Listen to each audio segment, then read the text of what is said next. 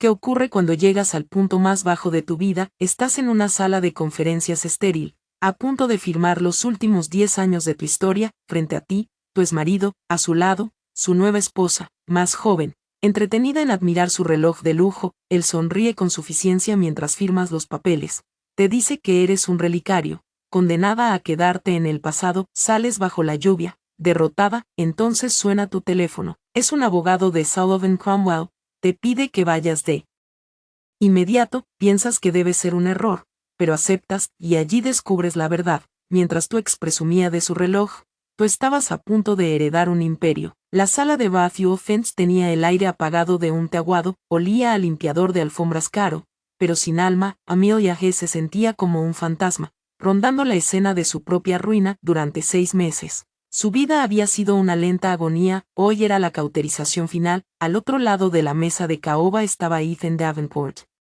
El hombre que una vez le prometió para siempre, el mismo que ahora le entregaba una hoja de cálculo fría, diseñada para dejarla sin nada. No estaba solo. De su brazo colgaba Chloe, su mejora. Ella era un sinfonía en beige. Suéter de cachemira, pantalón entallado, tacones altísimos, todo en tonos crema y arena, como si la riqueza se hubiera vuelto color. El cabello rubio, trabajado con luces tan perfectas que parecía oro hilado, y en la muñeca, un reluciente reloj de oro rosa. No miraba los documentos, miraba cómo brillaban los diamantes. Eisen, en cambio, parecía salido de una revista financiera. El traje Tom Ford le quedaba como una segunda piel que exudaba esa seguridad arrogante de quien cree haber ganado, y lo había hecho. Vació sus cuentas conjuntas durante un año para financiar su doble vida con Chloe. Después, contrató a los mejores abogados, sabiendo que con el modesto sueldo de archivista de Amelia, ella se hundiría si intentaba luchar. ¿Podemos acelerar esto?, preguntó Eisen,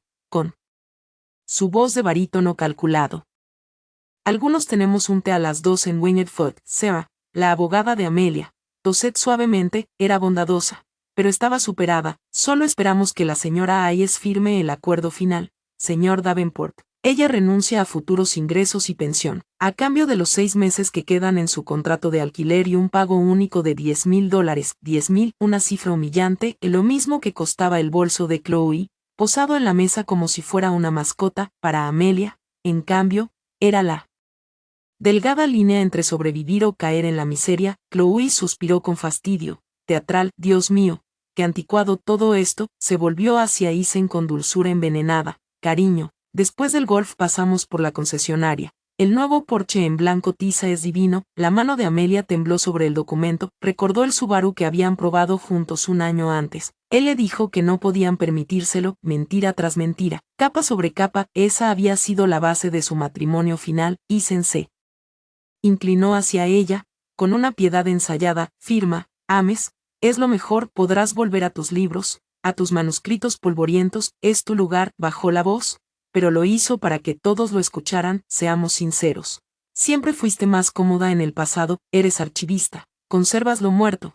Eso es lo tuyo. Nunca fuiste hecha para el futuro. La crueldad era asfixiante. Él tomaba su pasión por la historia, por las huellas del pasado, y la convertía en debilidad. Transformaba su traición en destino. Chloe remató con su toque final. Miró el sencillo vestido azul marino de Amelia, que llevaba 5 años con ella. Luego bajó la vista a su reloj de diamantes. Algunas personas son simplemente vintage, supongo, y no de un modo encantador. Una rabia ácida subió por la garganta de Amelia. Quiso gritar, decirle a Chloe que su futuro estaba construido sobre dinero robado y un hombre vacío, decirle a Eisen que era un cobarde y un ladrón, pero sabía que solo los complacería. Sería la escena que esperaban. La mujer descartada, histérica, así que hizo lo único que podía. Tomó la pluma dorada, concentró en su punta todo su dolor, toda su humillación. Miró la línea de la firma, Amelia Hess, ya no Davenport. Ese apellido había sido un disfraz durante un año. Ahora,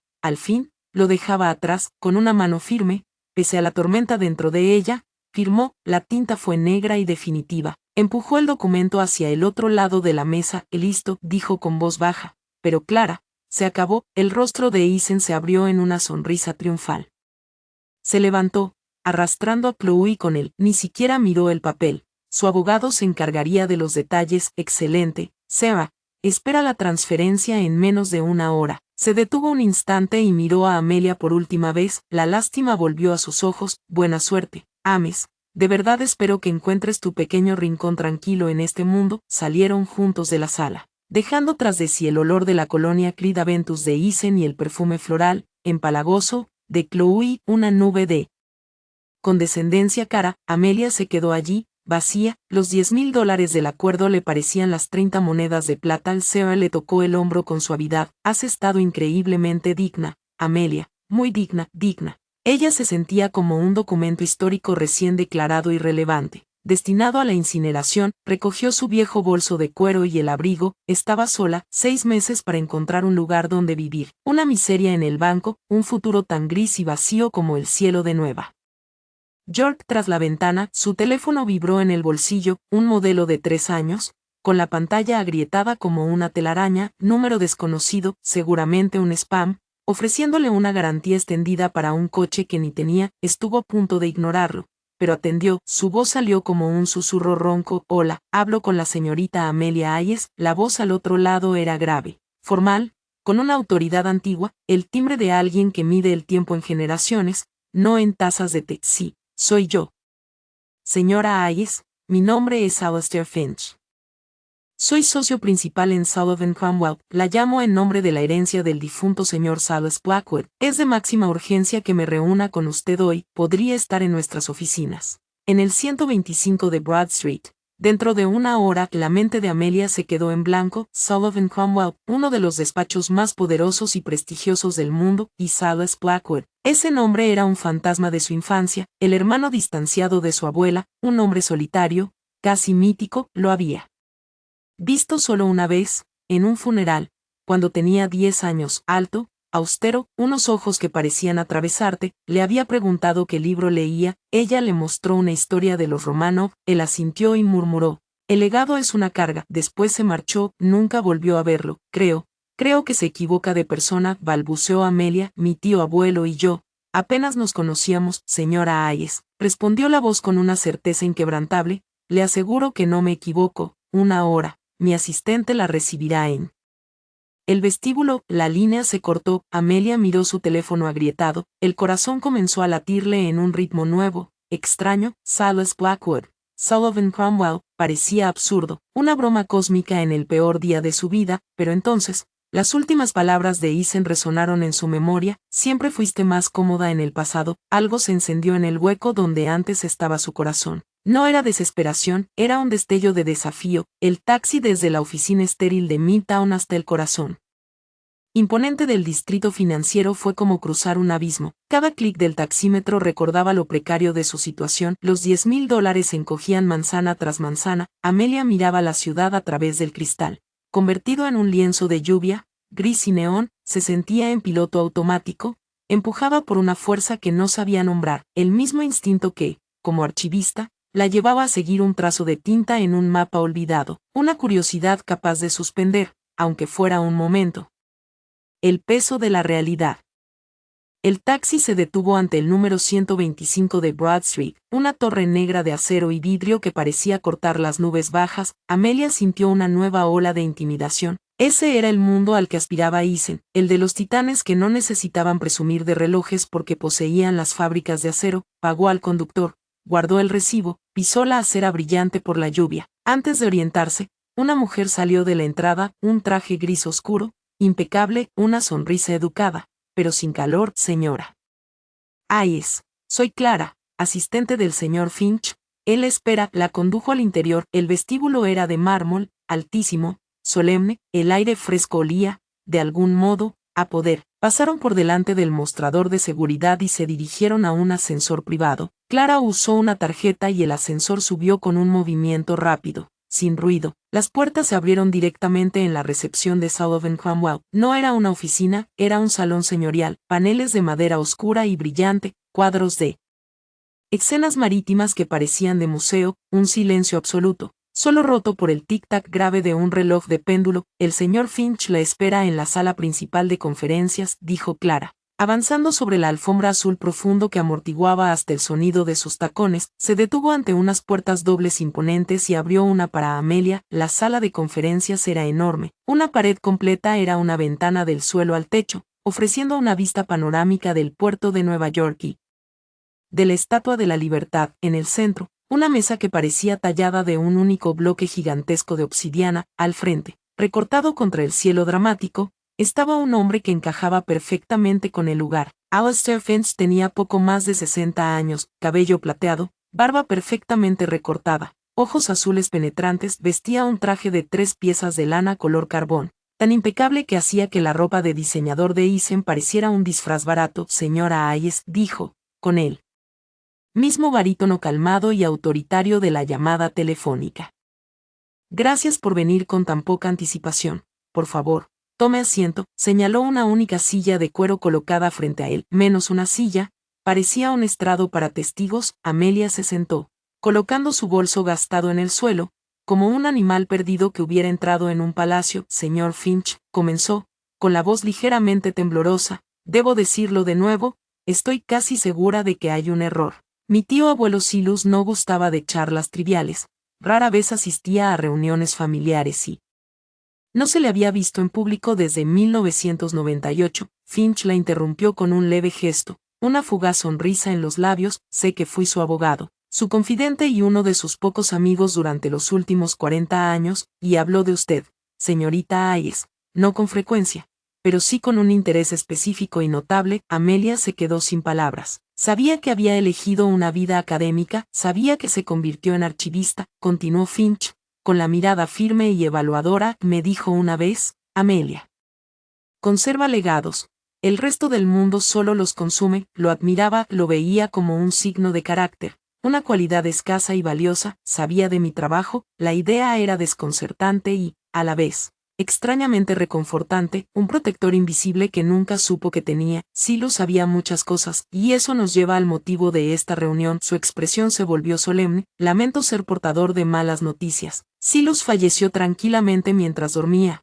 Hace 3 días, tenía 98 años. Sus instrucciones fueron claras y absolutas. La primera, sellar su patrimonio ante cualquier indagación externa. La segunda, contactarla a usted. Alcanzó un grueso portafolio de cuero sobre la mesa y lo abrió. Esta es una copia certificada del testamento final de Silas Blackwood, ejecutado hace 6 meses. El corazón de Amelia latió con fuerza contra sus costillas. Era real, estaba pasando. Una imagen vertiginosa de Eisen y Chloe en el club de golf, riendo, cruzó por su mente. ¿Me dejó algo?, preguntó con un susurro. Un pequeño recuerdo.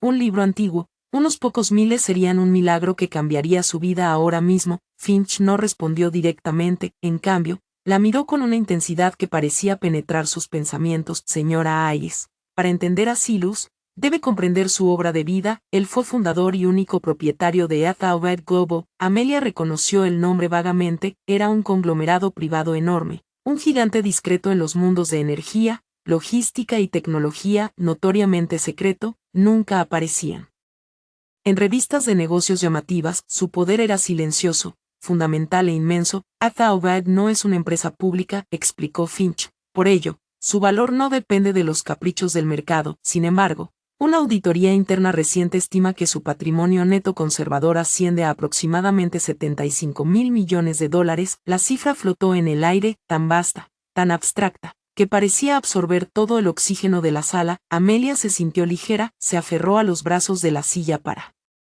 estabilizarse. Silus no tuvo hijos, continuó Finch, sin perder la compostura. Sus otros familiares son primos lejanos a quienes dejó fideicomisos modestos, pero generosos. Creía que la riqueza heredada sin propósito era una plaga corruptora. Quería que su imperio, su legado, fuera cuidado, no simplemente gastado. Deseaba a alguien con sentido de la historia y del deber. Alguien que comprendiera que el pasado debe preservarse para construir un futuro valioso. Deslizó una hoja de papel grueso, color crema, sobre la mesa pulida. Era una carta manuscrita. La caligrafía, fina pero firme. Amelia, comenzaba. Si está leyendo esto, mi cuenta ha cerrado. No me llore, 98 años son más que suficientes. Solo te conocí una vez, Pero nunca olvidé a la niña que leía sobre imperios caídos mientras el resto de la familia chismeaba. He seguido tu carrera desde lejos, elegiste una profesión noble, silenciosa y poco rentable. Elegiste el legado sobre la moneda, por ello,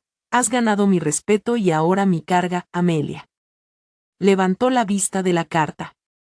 Con los ojos abiertos por la incredulidad, Carga leyó el resto, instándola Finch con suavidad. Ethelred Global es una bestia poderosa, rodeada de chacales que la despedazarían por migajas. No te doy un cofre del tesoro, querida, te doy un trono y un reino lleno de cortesanos y asesinos. Te verán como débil, como una anomalía, la probarán. No los dejes, tus habilidades como archivista valen más que cualquier MBA. Sabes cómo encontrar la verdad enterrada entre montañas de papeles, sabes detectar una falsificación, sabes reconocer el valor de una historia que ha perdurado. Esta empresa es mi historia, no dejes que la borren. Él había afirmado con simplicidad.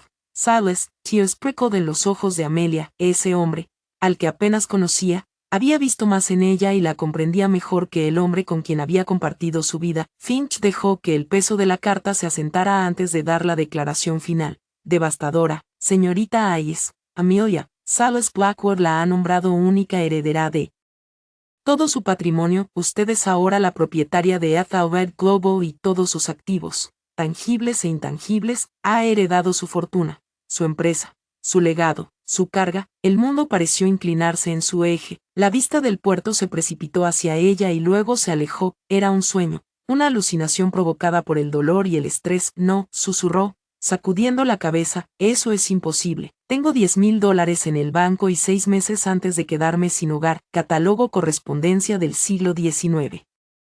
Para ganarme la vida. Y entonces Finch dijo, suavizando su voz por primera vez con un tinte de calidez, precisamente por eso te eligió, pero había una condición, un crisol, como él lo llamaba, por supuesto. Siempre hay una trampa. Silas sabía que la junta directiva intentaría devorarla, no quería que simplemente liquidara los activos y se retirara. El testamento estipula que, para heredar el patrimonio de manera incondicional, debes asumir el cargo de presidenta de la junta de Ethelred Global y debes mantener ese puesto con éxito.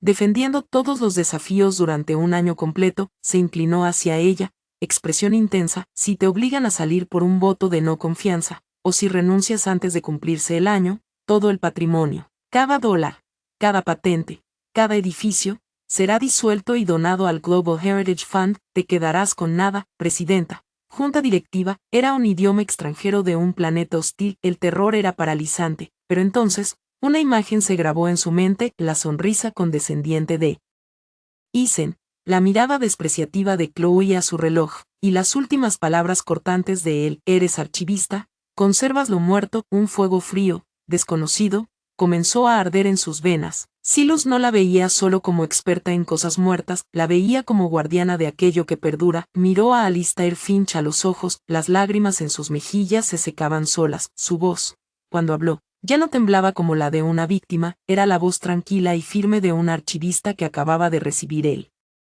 documento más importante de su vida. Cuando empiezo, las horas siguientes fueron un estado de fuga surreal. Alistair Finch, con la calma eficiente de quien está acostumbrado a mover las placas tectónicas del poder, la guió por el vórtice inmediato, le explicó la estructura corporativa de Ethelred Global, una entidad laberíntica, con intereses en logística marítima, tecnología satelital, agricultura sostenible y derechos sobre minerales raros. Un imperio silencioso. Su influencia estaba en todas partes, pero su nombre apenas se mencionaba. La junta será tu mayor desafío, dijo Finch con tono sombrío. Está liderada por el actual CEO, Mark Stone. Fue protegido de Silas durante 30 años, brillante, implacable, y totalmente convencido de que sería nombrado sucesor. No te verá como la nueva propietaria, te verá como un error administrativo que debe corregirse. Amelia escuchaba, absorbiendo nombres y riesgos, su mente de archivista creando un catálogo mental de amenazas y aliados. Marques Thorne fue marcado como hostil. Finch explicó que un comunicado de prensa era legalmente necesario. La muerte de Silas Blackwood era un secreto conocido solo por unos pocos, pero no podía permanecer así. El anuncio de su muerte, combinado con la revelación de su heredera, sacudiría al mundo financiero. Señora, se convertirá en figura pública de la noche a la mañana, advirtió. Su vida será escrutada. Intentarán encontrar cualquier cosa para desacreditarla. Desde este momento, su privacidad será solo un recuerdo. Organizó un vehículo para llevarla de regreso a su apartamento en Queens, no un taxi, un Mercedes Maybach negro, blindado, que se desplazaba por el tráfico con la fuerza silenciosa e inexorable de un tiburón. El conductor, un hombre estoico llamado David, le abrió la puerta como si fuera una dignataria. El viaje fue silencioso. Amelia miraba la ciudad, pero no veía los lugares conocidos. Vio un tablero de ajedrez con piezas enormes y aterradoras, y ella acababa de colocarse en la posición de la reina, vulnerable y poderosa a la vez. Cuando llegó a su modesto edificio de apartamentos, anterior a la guerra, la comodidad familiar del vestíbulo parecía extraña. Dentro de su apartamento, el silencio era ensordecedor. Los fantasmas de su vida con Isen estaban por todas partes, la hendidura en el sofá donde él siempre se sentaba, el espacio vacío en la estantería que solían ocupar sus libros de finanzas. Durante 10 años, este lugar había sido un hogar. Durante los últimos 6 meses, había sido una prisión de recuerdos. Ahora era una exhibición de museo de una vida que ya no existía. Se sentó en su sofá, aquel con el reposabrazos ligeramente desgastado, y sacó la carta manuscrita de Silus. La leyó de nuevo, y luego una tercera vez. Tus habilidades como archivista valen más que cualquier MBA, sabes encontrar la verdad enterrada entre montañas de papeles. No era solo una validación, era una declaración de misión. Él no le daba solo su fortuna, le entregaba la lente con la que debía manejarla. Su iPhone agrietado vibró. Era un mensaje de Isen. Hola, espero que estés bien. Perdón si Chloe se pasó un poco, está emocionada por nuestro futuro. Avísame si recibiste la transferencia. Tomamos algo, por los viejos tiempos. La condescendencia era una fuerza física que la presionaba. La invitación a tomar algo era la última palmadita en la cabeza, un gesto de magnanimidad del vencedor hacia la vencida. Quería asegurarse de que desapareciera en silencio. No respondió, mantuvo el dedo sobre su contacto y, con un sentido de finalización profunda, lo eliminó. A la mañana siguiente, llegó el terremoto. Siguiendo las instrucciones de Finch, Amelia había puesto su antiguo teléfono en silencio. Él le había proporcionado un nuevo dispositivo encriptado, junto con una laptop y acceso seguro a los archivos de Alphabet Global, un tesoro digital de la historia de la empresa. A las 9:01 a.m., el mundo financiero convulsionó. El comunicado de Sullivan y Cranwell se hizo público. Silas Blackwood, fundador de Alphabet Global, fallecido a los 90 años. La Estate nombra a la archivista universitaria Amelia Hess única heredera y nueva presidenta. Su antiguo teléfono comenzó a vibrar sobre la mesa de café. No solo vibraba, parecía bailar, deslizándose sobre la madera como un insecto en pánico. La primera llamada que contestó en su nuevo teléfono fue de su madre en Ohio. Su voz era un chillido frenético de incredulidad. Amelia, es cierto, la noticia. Dicen que tú, Dios mío, dicen miles de millones. ¿Es esto una terrible broma? Amelia calmó a su madre, prometiendo explicarlo todo después. La segunda llamada fue de su hermana, profesora de secundaria en Chicago, gritando entre shock y risa jubilosa. Luego, su antiguo teléfono sonó con un número que aún conocía de memoria. Isen miró la pantalla, el pulgar sobre el botón de rechazar. Pero otro instinto la dominó, el mismo que la había hecho aceptar el desafío de Finch. Necesitaba escucharlo, necesitaba archivar este momento. Contestó, pero no dijo nada. Escuchaba el estático en la línea. Amelia. Gracias a Dios, lo estás viendo, es real, está en todos los terminales del piso de operaciones. Bloomberg, Reuters, te llaman la archivista Eris. ¿Qué demonios está pasando? Su voz era un desastre agudo, frenético, despojado de su usual compostura. Es real, dijo Amelia, con voz calma, como un mar en calma. Un silencio, luego un suspiro áspero y entrecortado. Dios mío, susurró él. Su tono cambió al instante, conspirativo, urgente. Escúchame, Amelia, no puedes confiar en esta gente, en estos abogados, en estos tiburones corporativos. Intentarán quitarte todo. No conoces este mundo, pero yo sí puedo protegerte. Podemos manejar esto juntos. La audacia sin restricciones de sus palabras era asombrosa. Nosotros, repitió Amelia, la palabra goteando con hielo. Sí, nosotros. Piensa en ello. Sé de finanzas, tienes el puesto, éramos un equipo. Amelia, ¿no recuerdas ayer? Ayer fue un error. Estaba bajo mucha presión, Chloe. Ella no entiende nuestra historia. Ese acuerdo, los 10,000, solo era una formalidad, iba a darte más, lo juro, era un mentiroso frenético y patético, por primera vez. Ella lo vio no con el dolor del amor, sino con el ojo frío y claro de una historiadora analizando un líder fallido. Dijiste que pertenezco al pasado, Isen, susurró, torciendo el cuchillo que él mismo había forjado. Dijiste que era un relicario. ¿Por qué querrías un relicario como compañera? No lo quise decir así, intentaba motivarte. Siempre supe que tenías este potencial, esta fuerza oculta. Un chillido de fondo. Chloe, Isen, ¿con quién hablas? Es ella. ¿Qué está pasando? Mi madre me acaba de reenviar un artículo del Daily Mail. Un segundo, cariño, susurró Isen, tratando de silenciar el ruido con su mano. Amelia, escúchame, tenemos que vernos esta noche. Podemos arreglar esto. Yo puedo arreglar esto. Me desharé de Chloe. Siempre fuiste tú, Amelia. Siempre, siempre tú. El último vestigio de su dolor, el fantasma del amor que había sentido por él, se evaporó en ese instante, incinerado por el calor crudo de su codicia. Él no solo la había traicionado, nunca la había conocido. Adiós, Isen, dijo, sin emoción. No, espera, Amelia, no cuelgues. Podemos ser poderosos, más poderosos de lo que imaginas. Amelia colgó, él volvió a llamar, ella rechazó, llamó de nuevo. Apagó su antiguo teléfono por última vez, se levantó y caminó hacia la ventana. Afuera, una camioneta de noticias del Canal 4 llegaba a la acera. Un reportero ya estaba preparando la cámara. El asedio había comenzado, su antigua vida había terminado, había sido firmada ayer, pero solo ahora. Desaparecía de verdad.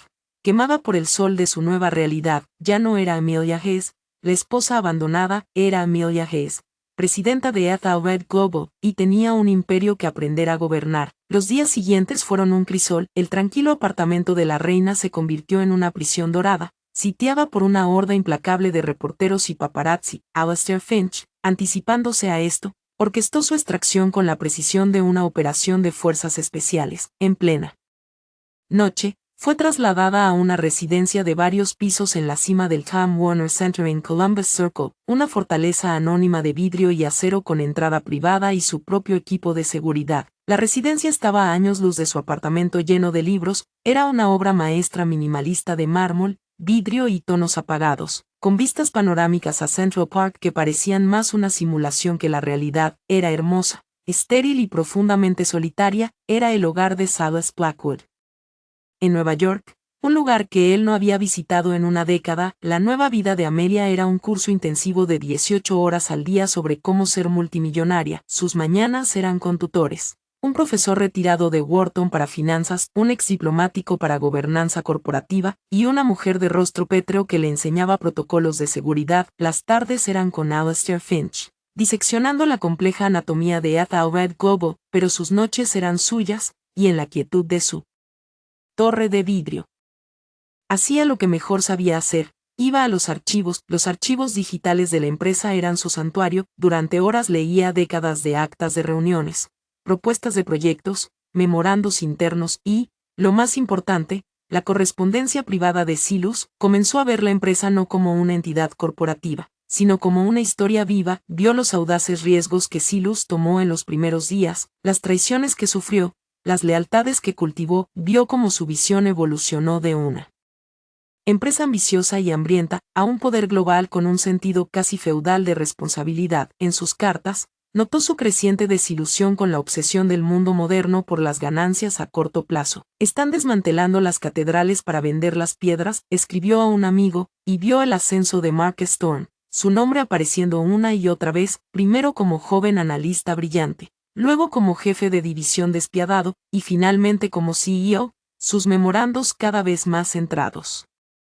en los retornos trimestrales y el valor para los accionistas, un lenguaje que Silas parecía usar raramente. Observó el cambio lento y sutil en el alma de la empresa. Su primera reunión del consejo estaba programada para la semana siguiente. Finch le advirtió que sería una emboscada. Marcus intentará hacerte quedar como una tonta, dijo en una de sus sesiones, presentará algo complejo, lleno de jerga, y exigirá una decisión inmediata. Quiere demostrar al consejo que eres un vestido vacío, un marcador de posición. Tu primera prueba es no morder el anzuelo. Los días previos a la reunión fueron un torbellino de preparación. Amelia apenas dormía. su mente girando entre términos financieros y estatutos corporativos. El escrutinio público era implacable, Eisen y Chloe habían iniciado una gira mediática a gran escala, presentándose como los trágicos seres queridos preocupados. La página 6 del New York Post publicó un titular: Billionaire Aries mentalmente frágil teme a su exmarido. En el artículo, una fuente cercana a la pareja afirmaba que Eisen estaba preocupado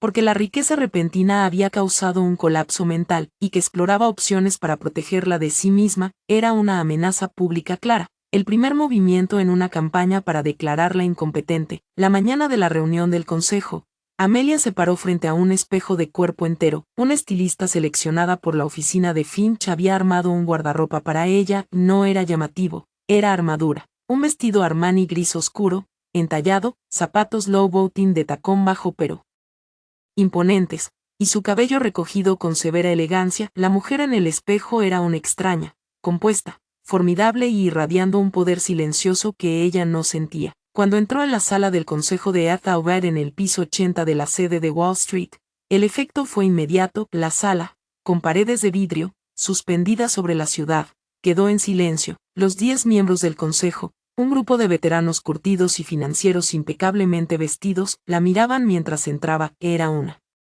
demostración unificada y calculada de intimidación. Al frente de la mesa estaba Mark Stone. Tenía cerca de 50 años, rostro patricio y apuesto, cabello plateado perfectamente peinado, y los fríos ojos de un halcón evaluando su presa. No se levantó, simplemente la observó acercarse, con una ligera sonrisa condescendiente. Mrs. dijo, con un ronco y bajo murmullo de mando: bienvenida a Ethel. Todos nos sorprendimos al conocer su nombramiento. La palabra sorprendidos estaba cargada de veneno, quiso decir horrorizados. Amelia caminó hacia la silla vacía en el otro extremo de la mesa, la silla de Sales. Mr. Finch tomó asiento ligeramente detrás de ella, presencia silenciosa y vigilante, colocó su delgada carpeta de cuero sobre la mesa. Manos firmes pese al frenético latido de su corazón, miró directamente a los ojos de Mark Stone. Señor Thorne, supongo que fue una sorpresa, pero aquí estamos. Su respuesta calma y directa pareció desconcertarlo momentáneamente. Claramente esperaba una bibliotecaria tartamuda y aterrorizada.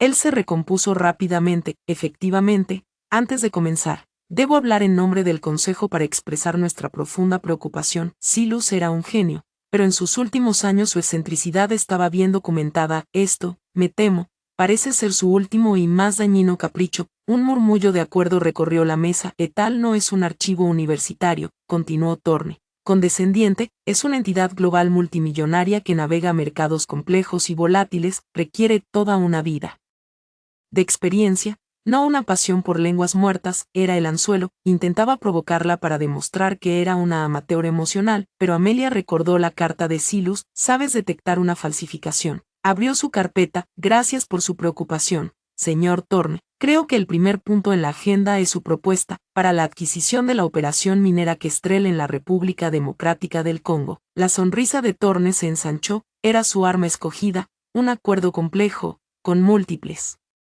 capas, en una región políticamente inestable, derechos minerales laberínticos y riesgo financiero inmenso. Era la trampa perfecta. Así es, dijo con suavidad. Una oportunidad de 12.000 millones para acaparar el mercado global de cobalto, un movimiento audaz y decisivo que garantizará nuestro dominio durante la próxima década. Comenzó su presentación llena de gráficos, proyecciones y jerga impenetrable. Amelia escuchaba con paciencia. No pretendía comprender cada matiz financiero, pero había pasado las últimas 2 noches en los archivos y había buscado Kestrel. Lo encontró mencionado en una serie de memorandos de hace 15 años, y adjunto a esos memorandos había un único informe de campo demoledor de un joven geólogo, un informe que Thorne claramente nunca había leído. Cuando terminó su presentación, la miró expectante. Entonces, señora presidenta, tenemos su aprobación para proceder. Todas las miradas estaban sobre ella. Este era el momento, su abdicación o su coronación. Tengo una pregunta. Señor Thorne, dijo Amelia, con voz tranquila pero resonante en la silenciosa sala, respecto a la estabilidad geológica de la concesión oriental. El sondeo inicial de hace 10 años indicó una significativa volatilidad sísmica y un alto nivel freático, haciendo que la minería profunda fuera peligrosamente costosa. ¿Ha cambiado algo? La expresión confiada de Thorne flaqueó, parpadeó, claramente sorprendido. Eso era un sondeo preliminar. Nuestros nuevos datos muestran, también me interesa la situación política. Continuó Amelia. Presionando su ventaja, leí que el actual ministro de Minas, Jean-Pierre Ambata, es sobrino del general que lideró el golpe de 2015 en esa provincia, un golpe que, debo añadir, resultó en la nacionalización de todos los activos extranjeros durante 2 años. Es prudente invertir 12.000 millones en un país donde nuestra propiedad depende de los caprichos de una sola familia notoriamente corrupta. Una ola de inquietud recorrió la mesa. Estos eran riesgos que los miembros del Consejo entendían perfectamente. Thorne los había pasado por alto, presentando el trato como un hecho seguro. Amelia propinó el golpe final, pero mi mayor preocupación es esta, dijo, mirando alrededor de la mesa. Silas Blackwell evaluó exactamente este mismo proyecto hace 15 años, encontré sus notas en los archivos anoche, hizo una pausa para causar efecto y lo rechazó. Su comentario final sobre la propuesta fue una sola frase: solo un tonto o un ladrón construiría un palacio sobre una falla sísmica. La sala quedó completamente en silencio. No había usado el lenguaje de pérdidas y ganancias de Thorne, había usado el lenguaje de la propia historia de la compañía. Las palabras de su fundador como arma. Les había mostrado que no era solo la nueva presidenta, era la guardiana de la memoria de la empresa. Su conciencia, el rostro de Mark Stone era una máscara de furia fría, había sido humillado y superado públicamente. Amelia lo miró, expresión impenetrable. La adquisición de Kestrel queda denegada. Ahora, ¿cuál es el siguiente punto en la agenda? No solo había sobrevivido, había derramado la primera sangre. Las secuelas de la primera reunión del Consejo fueron una declaración silenciosa de guerra. Mark Stone era demasiado astuto para desafiar a Amelia directamente de nuevo. En cambio, inició una campaña de sabotaje sutil, una muerte por 1000 cortes de papel. Los informes cruciales para las reuniones llegaban a su oficina minutos antes de comenzar. Sin tiempo para revisarlos, instruyó a sus jefes de división para abrumarla con datos técnicos. Esperando enterrarla en jerga incomprensible, se convirtió en maestro de la agresión pasiva, alabando su nueva perspectiva en reuniones, mientras sus aliados en el Consejo suspiraban y rodaban los ojos. Simultáneamente, la guerra pública se intensificaba. Eisen y Chloe ya no eran solo curiosidades de tabloides, eran víctimas profesionales. Contrataron a un publicista de Hollywood de alto nivel, y lanzaron una campaña mediática cuidadosamente orquestada. Dieron una entrevista televisiva en horario estelar con Diane Sawyer, donde Eisen, con el rostro enmascarado por la tristeza, hablaba de la Amelia que alguna vez conoció. Era esta brillante y dulce alma, dijo con voz cargada de emoción. Pero este peso de responsabilidad es demasiado. La veo en estas fotos y sus ojos parecen los de una extraña. No busco el dinero, solo quiero recuperar a la mujer que amo de esta prisión corporativa. Chloe, con la mano descansando sobre su apenas perceptible vientre, asintió tristemente. Oramos por ella. Cada noche, la narrativa pública era insidiosa y efectiva. Amelia era pintada como una figura fría, aislada, una prisionera trágica en una torre de vidrio, mientras Eisen era el devoto exmarido luchando por salvar su alma, un cuento de hadas al revés, y el mundo lo devoraba. La campaña claramente buscaba fortalecer su futura reclamación legal, que ella no era mentalmente competente para manejar sus propios asuntos. Amelia sentía la presión cerrándose sobre ella, la soledad de su posición era inmensa. No tenía amigos en este nuevo mundo. Solo empleados y adversarios. El Consejo era un nido de víboras de lealtades cambiantes, y Mark Stone era la serpiente. Encantándolas a todas, sabía que no podía enfrentarlo en sus términos. Era un maestro de la intriga corporativa, tenía que pelear en los suyos. Su único aliado potencial era un hombre que solo había leído en los archivos, el Dr. R. Stone, primo mayor y distanciado de Marcus. Aris estaba al frente de la División de Investigación y Desarrollo a largo plazo de ETAL, un laboratorio semiautónomo que Silus había financiado personalmente. Aris era un científico excéntrico y brillante, responsable de algunas de las patentes más importantes de la empresa, pero despreciaba abiertamente la cultura corporativa creada por Marques. Las notas de Silus lo describían como el único hombre allí que todavía miraba a las estrellas. Amelia concertó una reunión con él, no en la fría sala del Consejo, sino en sus laboratorios en el norte del estado de Nueva York. La instalación era un contraste marcado con la sede de Wall Street,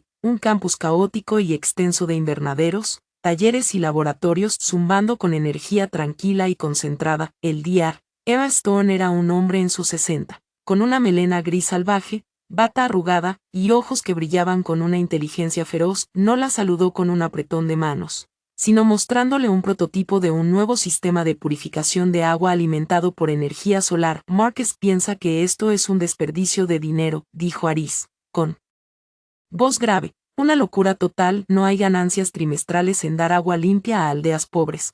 Prefiere que inventemos un nuevo sabor de refresco. Silas financió esta división por una razón, dijo Amelia. Observando el complejo dispositivo, los ojos agudos de Aris la evaluaron. Así que la archivista ha estado leyendo. Dime, ¿qué es lo que realmente quieres, señora Hayes? Has sobrevivido a tu primer encuentro con mi primo. Impresionante. Pero es un depredador paciente. Está rodeándote ahora mismo, esperando a que sangres. Quiero ganar, dijo Amelia simplemente. Quiero honrar el legado de Silas, no la versión que Marcus ha creado, pero no puedo hacerlo sola. Marcus tiene el consejo, tiene el sistema, yo tengo un libro de historia. La historia es un arma, querida, dijo Aris con una sonrisa astuta. Si sabes dónde mirar, Marcus tiene una gran debilidad. Cree que es más inteligente que todos los demás, se ha vuelto arrogante. Y los hombres arrogantes dejan huellas. La condujo a su oficina, un espacio desordenado repleto de libros y planos. Sacó una caja polvorienta de un armario. Estos son los antiguos archivos de proyectos de Silus, de los 80 y 90, las copias físicas. Nunca confió plenamente en los archivos digitales. Decía que el papel tiene memoria que los circuitos olvidan. Marcus no tiene idea de que esto todavía existe. Si he estado recortando esquinas, ocultando sus errores, la evidencia estará aquí, será tu munición. Amelia pasó la semana siguiente en aquella oficina polvorienta, con las manos cubiertas de polvo de papel, sintiéndose más en casa que en meses. Cruzó las copias físicas con los registros digitales y lentamente surgió un patrón de engaño. Mark Stone tenía un historial de enterrar proyectos que eran su idea pero habían fracasado, trasladando la culpa y las pérdidas financieras a otros departamentos. Más condenatorio aún, había utilizado corporaciones fantasma, una táctica que Amelia había aprendido de las notas de Silus sobre sus primeras adquisiciones agresivas, para comprar patentes de inventores en dificultades y luego venderlas de vuelta a tal con un margen inmenso. Era un esquema sofisticado, de largo plazo, de enriquecimiento propio escondido bajo capas de complejidad corporativa. Mientras reunía su munición contra Marcus, sabía que debía lidiar con la amenaza pública de Eisen. Los constantes ataques mediáticos estaban desgastando al consejo, haciéndola parecer débil e inestable. Necesitaba acabar con eso. Instruyó a Alastair Finch para contratar a la firma de investigación privada más despiadada del país. Quiero saberlo todo sobre Eisen y Chloe, dijo, de dónde viene su dinero, sus historias reales.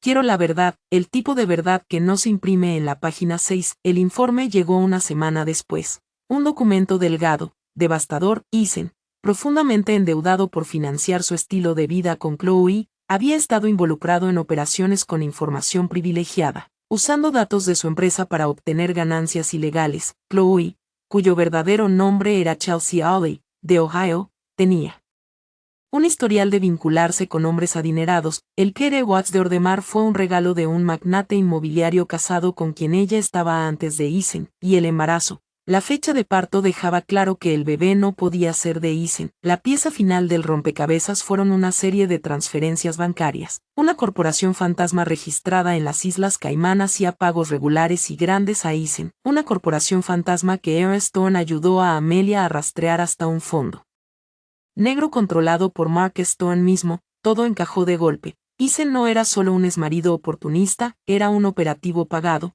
Marcus financiaba la campaña pública de difamación de Eisen. Para dar cobertura a su eventual golpe corporativo, estaba librando una guerra en dos frentes. Y Amelia era el objetivo. La ira fría que la llenaba era clarificadora. Todos la habían tratado como un personaje en una historia que ellos escribían, una víctima trágica, frágil, una bibliotecaria incompetente. Era hora de que ella escribiera su propio final. El escenario perfecto para el acto final se presentó. La gala anual del Met. Como patrocinador principal, la mesa de Ethelred Global era un bastión de poder, y Amelia sabía que sus adversarios estarían allí. Mark Stone presidía la corte, y ciertamente había arreglado que Eisen y Chloe asistieran a una exhibición pública de su alianza impía. diseñada para humillarla en el escenario mundial, esperaban a la frágil bibliotecaria, fácilmente quebrada. Estaban a punto de conocer a la emperatriz.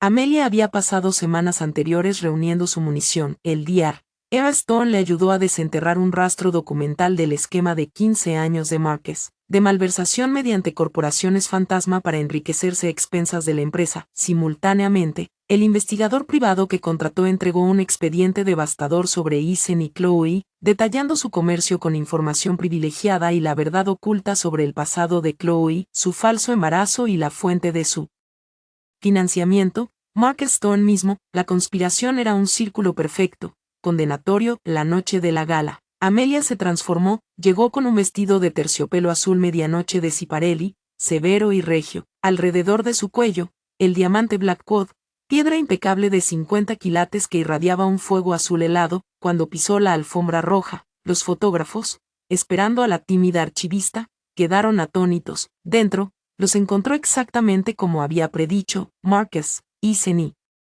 Chloe, bañándose en el resplandor de la preocupación fingida y el poder real. Al acercarse, se hizo un silencio absoluto. Amelia, tronó Marquez, proyectando su voz para la audiencia, me alegra que hayas venido. Eisen y yo estábamos comentando lo preocupados que estamos todos. Eisen dio un paso adelante, su rostro una máscara de dolor. Amelia, te ves cansada, esto es demasiado para ti. Amelia dejó que el silencio se extendiera un momento antes de hablar. Su voz fría y clara, es conmovedor, Eisen, y me alegra verlos también. Debe ser un estipendio bastante generoso el que Marquez les paga desde su cuenta en las Islas Caimán, la misma que usa para lavar el dinero que ha estado malversando de Ed durante 15 años. Un suspiro colectivo recorrió la multitud.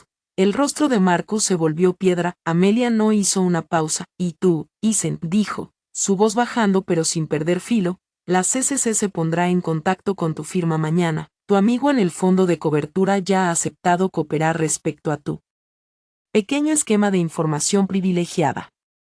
Finalmente, se volvió hacia Chloe, que estaba pálida por el shock, y Chelsea, dijo, usando su verdadero nombre como un arma, espero que tu verdadero papá del bebé esté preparado para cubrir tus cuentas. Las cuentas de Eisen están a punto de ser congeladas, por cierto. El Kere Watts de Ordemar es falso, muy bueno, pero falso. No había alzado la voz, simplemente presentó su investigación de manera calmada y metódica. Como una archivista mostrando sus hallazgos, se dio la vuelta y se alejó, dejando tras de sí un tableau de horror silencioso y atónito, sus vidas y mentiras completamente desmontadas en el corazón de la sociedad neoyorquina. En la cima de la gran escalera, Alistair Finch esperaba. Jaque mate, creo, dijo suavemente. Las consecuencias fueron inmediatas y absolutas. A la mañana siguiente de la gala, un Marquez Stone arruinado ofreció su renuncia en una reunión de emergencia del consejo. Amelia la rechazó. Una renuncia implica que tienes elección, Marcus, dijo, su voz un acero frío. No la tienes. El consejo votó por unanimidad su despido con causa, y mientras la seguridad lo escoltaba fuera de la sala, su era corrupta terminó. Días después, Eisen fue acusado por la SEC. Su imagen pública se desplomó junto con sus finanzas. El año siguiente fue de transformación profunda. Amelia no solo dirigió a Dow Global, la curó, condujo al gigante corporativo hacia beneficios con propósito, lanzando la Fundación Silas Blackwell para la preservación histórica y financiando completamente la iniciativa de agua limpia del Dr. Era Stone. Demostró que la integridad no era un pasivo, sino el mayor activo de Ed, ganándose el respeto profundo de un mundo financiero antes escéptico. Un año y un día después de que su vida fuera trastocada, se encontraba en la recién dedicada sala de lectura Silas Blackwell de la Biblioteca Pública de Nueva York. Estaría tan orgulloso de ti, dijo Alistair Finch en voz baja a su lado. Amelia observó a una joven en un rincón, completamente absorta en un libro de historia.